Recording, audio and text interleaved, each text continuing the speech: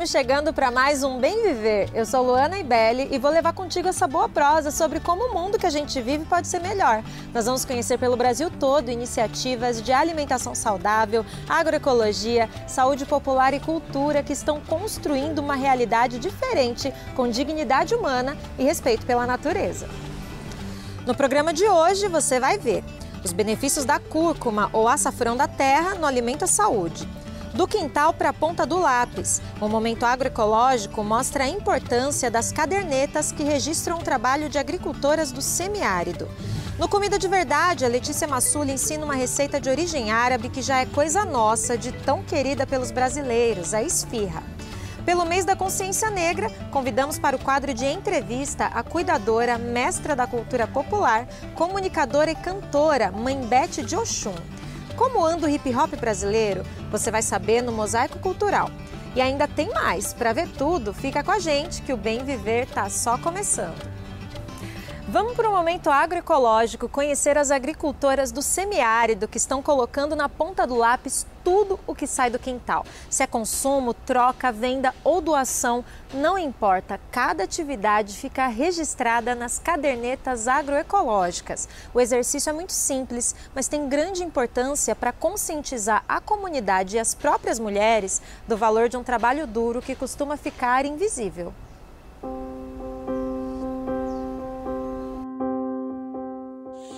Parece algo banal, mas o simples ato de anotar as tarefas do dia a dia mudou radicalmente a vida de Aidraiane Ferreira. Depois que a agricultora começou a contabilizar o resultado do seu trabalho na caderneta agroecológica, ela passou a se perceber de outra maneira. Eu sinto orgulho, do que eu produzia, porque antes não era produzir por produzir para não ter que comprar, ir na feira comprar. E hoje não, eu produzo porque eu sei que eu estou contribuindo com a renda da minha família. A caderneta é um livro em que mulheres camponesas anotam tudo o que produzem no dia a dia. O que foi plantado no quintal, tarefas domésticas e trabalhos extras. Elas controlam tudo, o que foi vendido, doado ou consumido em casa. No final do mês, elas visualizam o quanto rendeu cada esforço empenhado naquele período.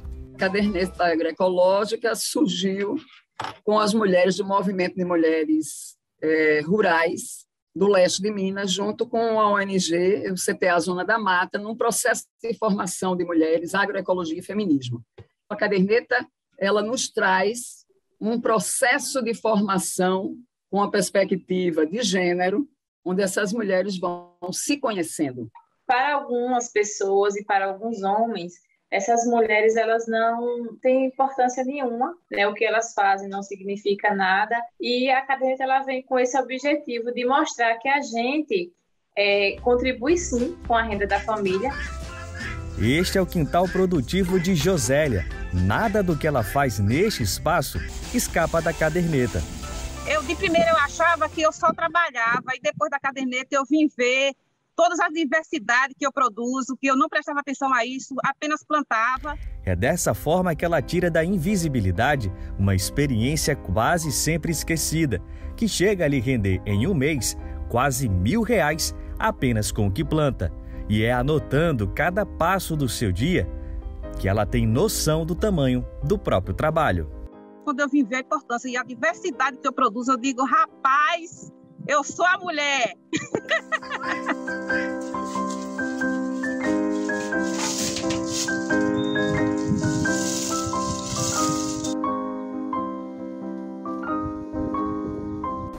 Pois é, lembrando aqui de um dado que a gente trouxe no programa passado, quando falamos de divisão injusta de trabalho doméstico. Segundo o IBGE, as mulheres dedicam 21 horas semanais a tarefas domésticas, enquanto os homens só gastam 11 horas. E essa disparidade, infelizmente, também acontece na agroecologia, que é justamente um sistema que pretende acabar com essas formas de exploração. Não é à toa que muitos movimentos sociais dizem, que sem feminismo não tem agroecologia, então é muito importante ter isso em mente. Agora vamos para o quadro Comida de Verdade, aquela hora gostosa de ir para a cozinha juntinho da Letícia Massula, aprender receitas deliciosas. Hoje ela ensina um salgado árabe que de tão popular no Brasil pode ser considerado coisa nossa, a esfirra. A gente vai ver como fazer desde a massa até o recheio e garanto, com as dicas da Letícia tudo fica bem mais fácil do que parece. Olá, Habib, ou seja, olá, pessoas queridas em árabe. A receita de hoje é uma Habib, uma querida, uma amada brasileira. É a esfirra, que veio lá do Oriente Médio, com os imigrantes que chegaram aqui no Brasil, caiu no gosto brasileiro e virou um dos salgados mais populares do Brasil. Habib, vem comigo que você vai aprender como fazer esfirra de carne e de coalhada seca. Para fazer esfirra de 2 sabores em casa, você vai precisar, para a massa, de farinha de trigo, fermento biológico seco, açúcar, sal, óleo e água. Para enfarinhar as assadeiras, fubá. Para os recheios, vai ser o seguinte: recheio de coalhada, coalhada seca, alho, raspa de limão. Recheio de carne, carne moída crua, tomate, cebola, salsinha, mix de especiarias 7 espécies, que chama, e pimenta, para quem gosta, e um pouquinho de suco de limão. É isso. Comece a esfirra pela massa. Mistura meia xícara da farinha da receita com fermento biológico seco e água morna. Dependendo do dia, pode ser fria, mas nunca quente demais, senão mata o fermento.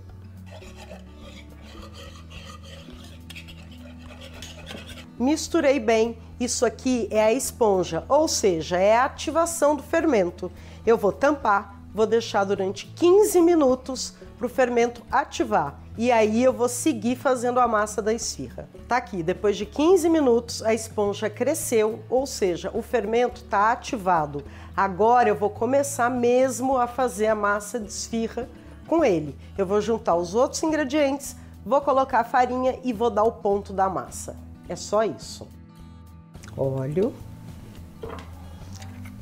açúcar, um pouquinho de sal. Hora de começar a colocar aqui a farinha.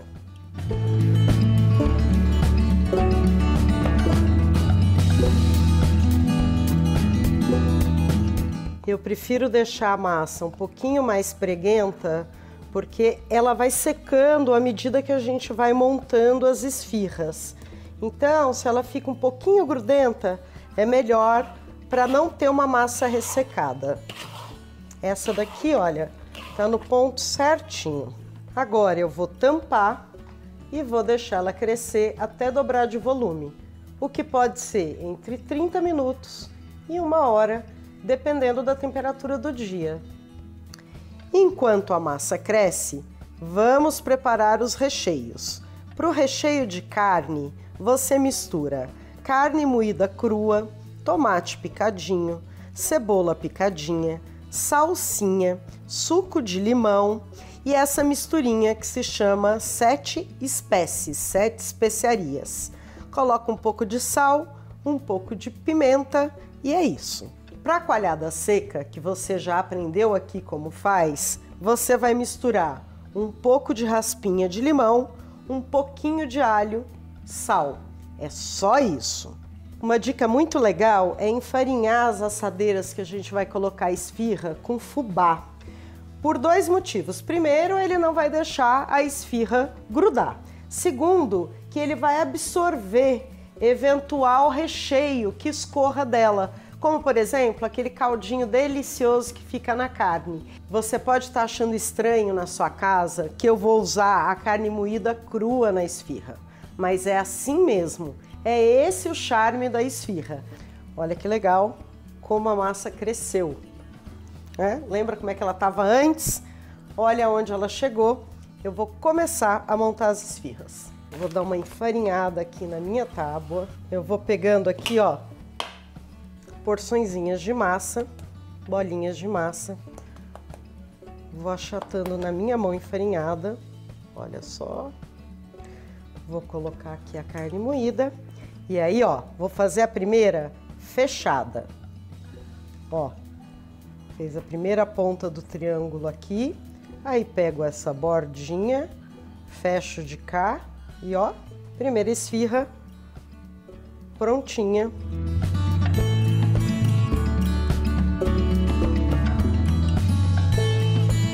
Asse as esfirras no forno pré-aquecido, na potência alta, entre 15 e 20 minutos, dependendo do forno da sua casa, até ela ficar bem douradinha.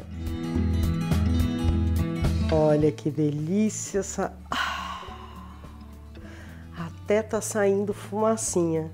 Espero que você tenha aprendido todos os passos dessa receita. Se não conseguiu, procura nas redes do Brasil de Fato e lá no meu blog, cozinhadamatilde.com.br. E assim você vai poder fazer esfirra na sua casa. Até a próxima e um beijo. Querida Letícia, muito obrigada por mais essa receita incrível. Beijo para você também. E essa coalhada seca, como ela disse, a gente tem um Comida de Verdade inteiramente dedicado a ensinar ela do zero. Então vai lá no canal do YouTube do Brasil de Fato, na busca do próprio canal, coloca coalhada seca. Vai aparecer o episódio completo e aí sim você vai ter tudo que você precisa para fazer a esfirra perfeita. Nosso próximo quadro é o Alimento à Saúde. A cúrcuma, também conhecida como açafrão da terra, é uma raiz parecida com o gengibre, muito utilizada na culinária indiana. Mas o mundo todo já reconhece o valor dessa especiaria que enriquece o sabor de muitos pratos e ainda ajuda na prevenção e tratamento de doenças.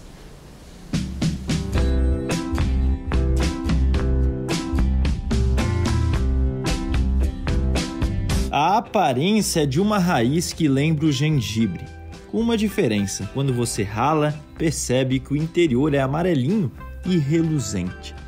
Essa é a cúrcuma, também conhecida como açafrão da terra, uma raiz muito utilizada na culinária indiana e que ganhou o coração dos brasileiros. A chefe Iracema define a raiz como a rainha das especiarias em sua cozinha. E não importa a finalidade.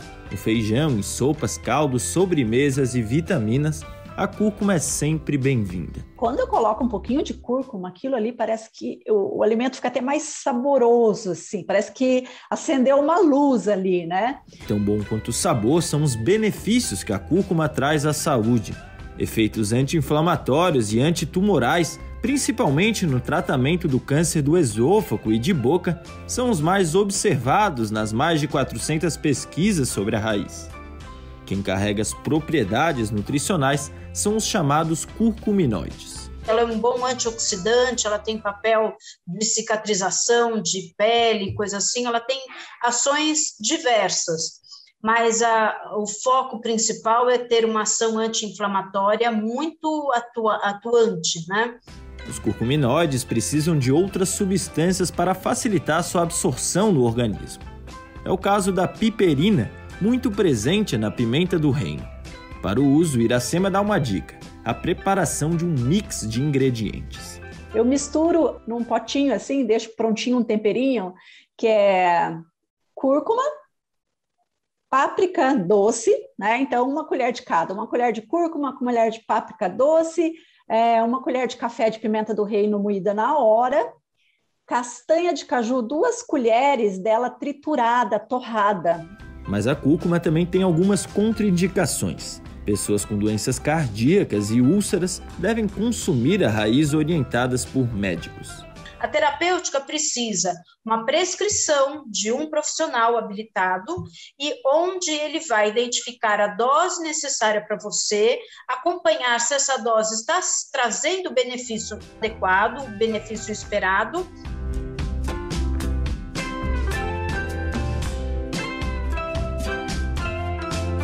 Uma recomendação importante é usar a cúrcuma sempre no final das preparações, porque se ela fica cozinhando em temperatura alta por muito tempo, ela pode perder as propriedades. Outro alerta também é sobre o seguinte: o uso culinário e para a saúde são diferentes, então você precisa procurar um profissional habilitado para tirar o melhor proveito desse alimento. Ainda falando em saúde, vamos para a nossa dica. Já viu gente que quando fica ansiosa sente logo dor no estômago? Pois é, essa é a gastrite nervosa. Numa sociedade tão sobrecarregada, cada vez mais pessoas vivem essa péssima experiência, que também é agravada pela má alimentação. Vamos saber os detalhes com o médico Josiano Macedo. A gastrite nervosa é um nome dado a uma condição do estômago, né, que oriunda, portanto, de problemas associados à ansiedade, ao estresse, né, principalmente ao nervosismo.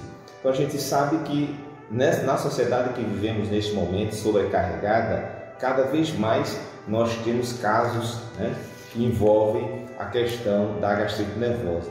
Mas nós sabemos também que a gastrite nervosa não está apenas associada ao estresse diretamente, mas também à alimentação, a má alimentação com os alimentos industrializados, né, cheios de agrotóxicos, estimulam a mucosa estomacal e com isso o gatilho principal é o estresse e a ansiedade. Tá? Nós sabemos também que a gastrite ela tem cura sim e tem tratamento, mas para isso a gente precisa conhecer os sintomas que são os sintomas clássicos da gastrite comum: náusea, vômito, dor chamada boca do estômago, azia, queimação, tá certo? Falta de apetite, são sintomas de fácil identificação que a gente pode concluir que tem aí uma gastrite associada. E se estiver passando por situações estressantes, nós sabemos que isso é o principal gatilho. Como evitar, portanto, diante desses sintomas básicos e clássicos, como evitar? A gente evita principalmente com alimentação saudável, a gente evita com atividades físicas, diariamente, para que a gente diminua o grau de estresse e com isso nós vamos ter uma boa qualidade de vida, evitando em nossa vida a gastrite nervosa. Maria Elizabeth Santiago de Oliveira, ou Mãe Bete de Oxum, cuidadora, mestra da cultura popular, comunicadora e cantora. Ela é a primeira Ialorixá a receber o título de Patrimônio Vivo de Pernambuco. No terreiro, Mãe Bete de Oxum reúne um pouco de tudo: espiritualidade, medicina popular, rádio e cursos de programação e games voltados para a juventude negra. Vamos prestigiar essa nossa convidada do quadro de entrevista. Vem trazendo essa sambada, diga lá que coco é esse? É o coco de Ubigada. Diga lá que coco é esse? É o coco de Ubigada. Diga o nome desse coco, diga o nome desse coco. É o coco de Ubigada. Diga lá que coco é esse? Os terreiros de matriz africana são comunidades religiosas que envolvem muita gente, que tem uma relação que muitas vezes não cabe na branquitude desse Estado brasileiro, porque traz valores civilizatórios muito diferenciados. Não é? A gente, por exemplo, eu sou Ialorixá, quer dizer, a mãe no sentido de que cuida. A gente pare os filhos, eu parei 5 pelo útero, mas eu parei muitos outros, vários aqui, ó. Cabaça, né? As mãos, né? Então, assim, e é o do cuidado diferente, o do cuidar, o do proteger, sabe? O terreiro é o lugar que eu acho que mais acolhe a diversidade mesmo, sabe? De gênero, de raça, de religiosidade. Danada da cobra, oi, mordeu o meu pé, e é cobra, vê. O teu ancestral mais antigo foi a água.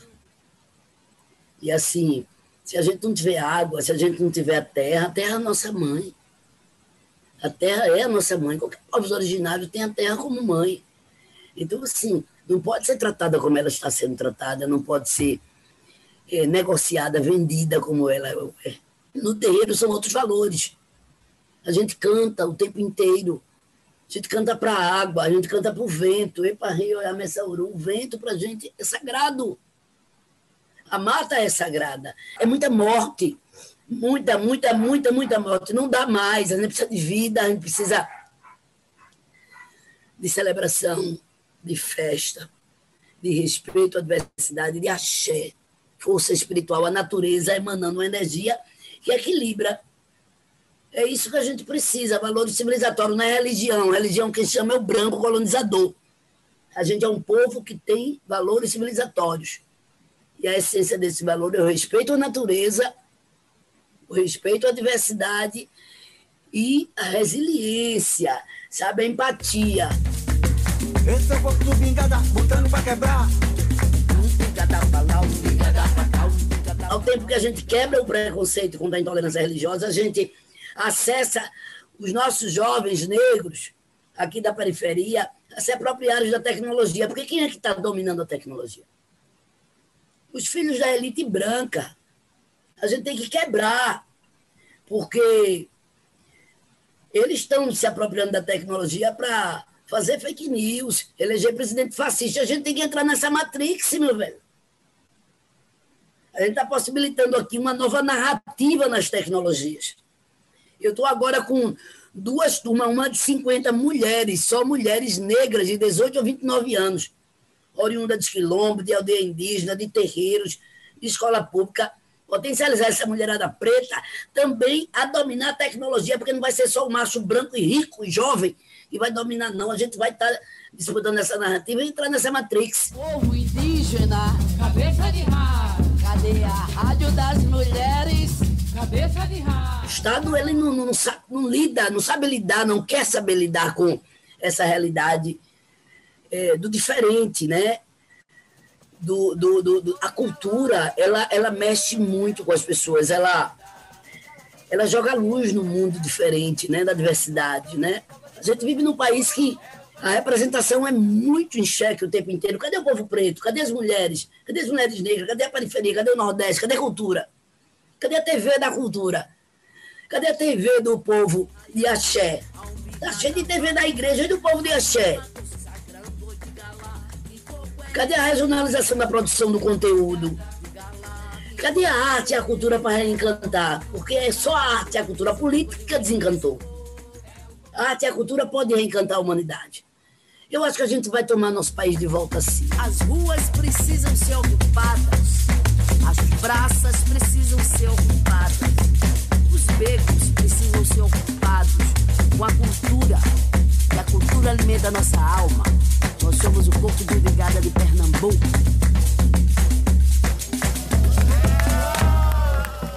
Eu sou Cleone Santos,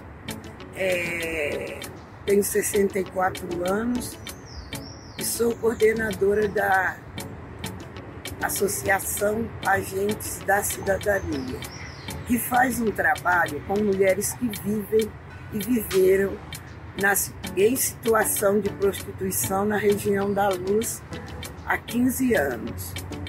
Nosso trabalho consiste em trabalhar a estima das mulheres a partir da saúde, educação e dando formação para elas para que entrem no mercado de trabalho. Nós atendemos atualmente 500 mulheres, né, que são da faixa etária de 40 a 70 anos e que estão circulando pela região da Luz. Obrigada, Cleone. Um abraço para vocês em nome de toda a nossa equipe e deixo o convite para você de casa conhecer esse projeto tão importante que está fazendo a diferença na vida de mulheres em situação de vulnerabilidade social extrema.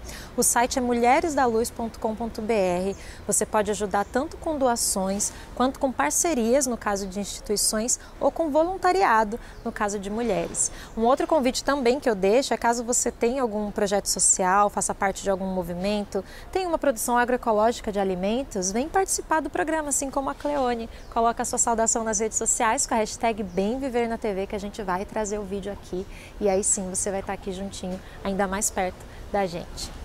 Agora vamos para o nosso toque final de cultura. No quadro Mosaico Cultural, vamos descobrir para onde caminha o hip hop brasileiro. Vamos ver na reportagem a memória de quando mulheres não eram bem-vindas até a atualidade, com espaço para artistas LGBTQIA+, indígenas e o fortalecimento do rap como fenômeno cultural de massas.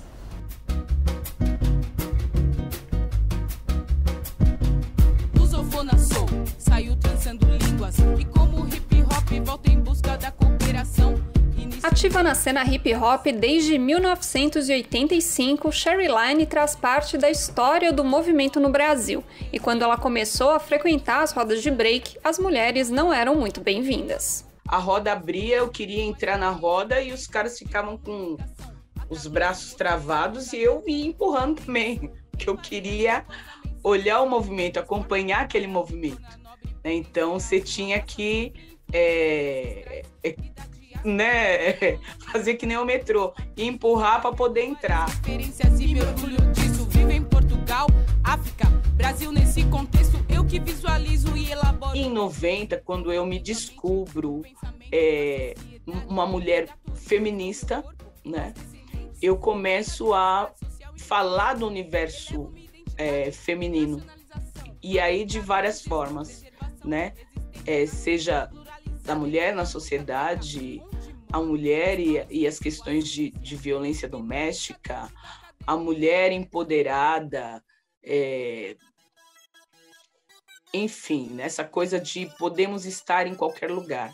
Hoje as mulheres estão em peso no rap e não para por aí. Também há espaço para artistas LGBTQIA+, e indígenas. A luta é constante, eu sou perseverante, não vou descansar, nem por um instante o seu olhar não esconde. O Bro MCs é formado por 4 jovens Guarani Kaiowá de Dourados, no Mato Grosso do Sul. O rap entrou cedo na história deles através de um programa de rádio. Fazia um círculo em volta da rádio e a gente ficava ouvindo com os amigos, né? E tomando tereré. Aí quando eu comecei a prestar atenção nas letras, o que queria dizer nas letras, que eu entendi que falava da sua realidade, né? Falava da sua quebrada. As mídias, né, local sempre falava mal do indígena, né? O indígena não presta, é vagabundo. Eu vivi aqui dentro, né, e eu vi a situação como que era realmente, né? Não era daquele jeito que a mídia falava do povo Guarani Kaiowá. E isso me levou, cara, a fazer também o rap, saca?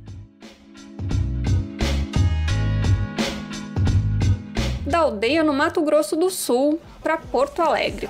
Povo que não tem virtude acaba por escravizar. Povo que não tem virtude acaba por escravizar. Rafa Rafuage faz parte do coletivo que está por trás da criação do primeiro museu voltado ao hip hop da América Latina. Com abertura prevista para maio de 2022, o Museu da Cultura Hip Hop RS vai ocupar um complexo educacional abandonado na capital gaúcha. A ideia é criar um acervo que conte a história do movimento no estado desde os primórdios nos anos 80. Pode acreditar, Rafuage é do Sul e aviso que o mundo vai olhar. Isso é muito interessante o que a gente tem visto, porque é esse diálogo entre o G-Powers, que tem 65 anos, e a Areta, que tem 20 e poucos, é uma menina do hip hop daqui. Então realmente é uma troca muito genuína. E essa troca, né, que é chamada de uma ecologia dos saberes, é o que tem de mais rico nesse processo que a gente está fazendo. A gente imagina que o exemplo que o Museu do Hip Hop do Rio Grande do Sul está dando é realmente de fazer com que outros estados se motivem. Para que, numa perspectiva muito otimista, nos próximos 5 anos, possivelmente, a gente consiga estar em conjunto, em unidade na federação, criando um museu nacional da cultura hip hop. Agregando gerações e diferentes grupos sociais, o hip hop brasileiro é hoje um movimento que só ganha espaço. O rap tá virando uma música pop, assim como é nos Estados Unidos, que a música pop estadunidense é o rap, por assim dizer. Aqui no Brasil o rap tá começando a ganhar feições também de música pop. É só olhar os números do Spotify, por exemplo, de artistas mais ouvidos. A maior parte deles, assim, é artista de rap competindo com artistas de sertanejo universitário. Reconheço personalidades da atualidade que chegaram depois das grandes ditaduras, que me usam como expressão de liberdade contra regimes. Chegamos ao fim de mais um Bem Viver, mas só aqui na TV, porque na rádio tem uma versão do programa que continua de segunda a sexta. Você pode ouvir do Brasil inteiro pelo site radiobrasildefato.com.br. Se você souber de algum assunto que mereça espaço aqui no programa, escreve pra gente. O e-mail é programa.bemviver@cpmedias.org.br. Semana que vem a gente volta com mais um episódio inédito. Até lá!